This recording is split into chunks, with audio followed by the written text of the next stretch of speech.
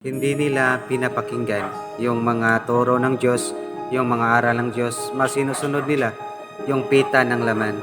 Tumingin ka sa paligid mo, ganito na ba ang nangyayari sa panahon natin? Kaya kumikilos ang Diyos sa kanyang pagiging okoma at pagiging matuwid.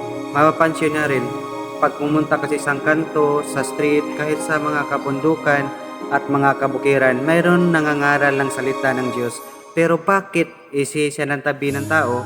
Bakit ayaw pakinggan? Kasi nga ito ay gawa ng kaaway.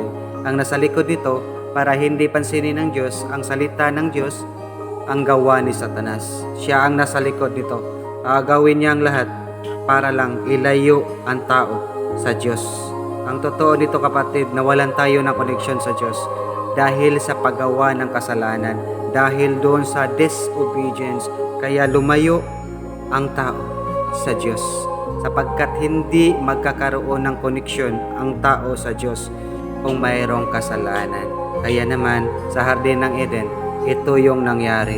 Si Adan at Eva ay nagkasala at tumayo, separation from God. Ngunit sa kahabagan at pagmamahal ng Panginoon, inabot niya ang tao at binihal niya tayo, pinatawad niya tayo sa pamamagitan ng dugo ng ating Panginoong Hesus. Ang Diyos ay nagkatawang tao at hindi lang siya basta-basta nagsasalita sa pamamagitan ng kalamidad, ng nature, kundi nanahan siya sa atin simula nang tinanggap natin siya sa ating mga puso at lumakad tayo sa kalooban niya at walang makakaagaw sa atin sa pag-ibig ng Diyos. Ito'y ginawa ng Diyos para sa atin, yung magkaroon tayo ng communication sa pamamagitan ng Panginoong Hesus. Siya yung naging access natin para tayo'y makalapit uli sa Panginoon. Ano man ang mangyari sa mundo, ano man ang maganap po sa mga kapanahonan na darating, ang mahalaga po, tinanggap natin ang Panginoong Hesus. Pinaglilingkuran natin siya sa panahon na ito. Gusto ng Panginoon na magpatuloy po tayo. Kung di mo pa kilala ang Panginoong Hesus, kung di mo pa siya tinatanggap, nais ng Diyos na tanggapin mo po siya bilang Diyos at tagapagligtas ng iyong buhay.